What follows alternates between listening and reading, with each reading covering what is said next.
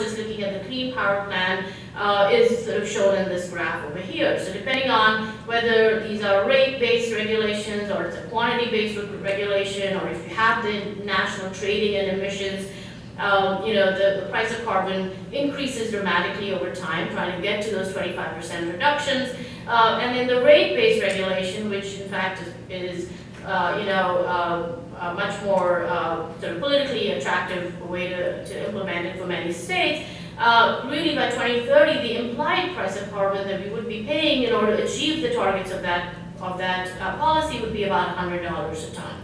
So that would be about twice as much as what we value the price of carbon, the cost of that carbon to be. Now, if you allow for national trading in emissions across states, then you have a much lower price, but even then could go up to about $80 a ton by 2030. Okay. So instead of looking only at the price of carbon, another way to look at the cost of these policies is to look at the cost of these for different groups in society, right? So any of these policies are going to affect us as consumers of electricity and fuel. They're going to affect us as consumers of food crops, because food crops prices are affected when we convert land from food crops to biofuels or biomass.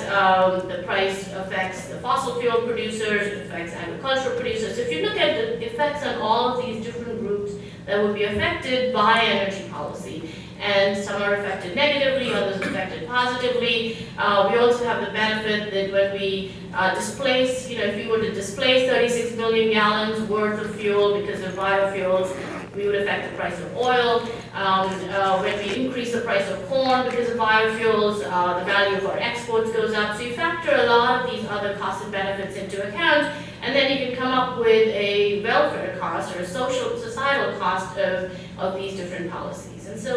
And that's different from the implied price of carbon. That is really a net cost benefit for the economy. So when you do that and you calculate across all of these different groups, you actually find that the net cost of these policies is in fact lower than the social cost of carbon. So you add on the cost and benefits, then in fact, even with the renewable portfolio standard, the price is lower than $50 a ton. In fact, with the renewable fuel standard, even though there are some negative effects on food crop consumers and positive effects on fuel consumers and so on, because there are significant benefits that we could achieve in terms of increasing the value of our exports, reducing the cost of our imports of oil, and therefore improving our terms of trade, you actually can have a negative cost for the U.S. economy, right?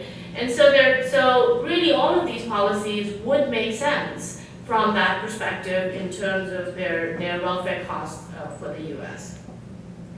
In addition to that is the fact that many of these policies have other benefits besides reducing just greenhouse gas emissions. And so there's been analysis looking at the other co-benefits associated with the Clean Power Plan, because it reduces air pollution and all the damaging effects associated with that on human health and life. And so you start adding on those, then in fact the welfare benefits become even greater. If we look at energy crops for biofuels, they are a significant way to reduce water-related nutrient pollution. They can reduce nitrogen runoff. They can improve biodiversity, increase habitat and pollination services and so on. So there's a number of other ecosystem services that they can provide, which is much more than energy alone. We have a significant problem of hypoxia in the Gulf of Mexico.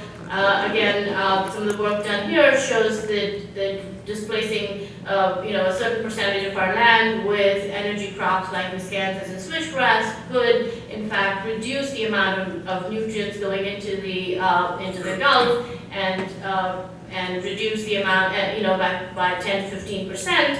While also providing energy. So there are all of these co-benefits that currently are not being factored in when we look at the costs of these types of policies that could, in fact, would significantly lower our overall costs if we were to consider those in our calculations.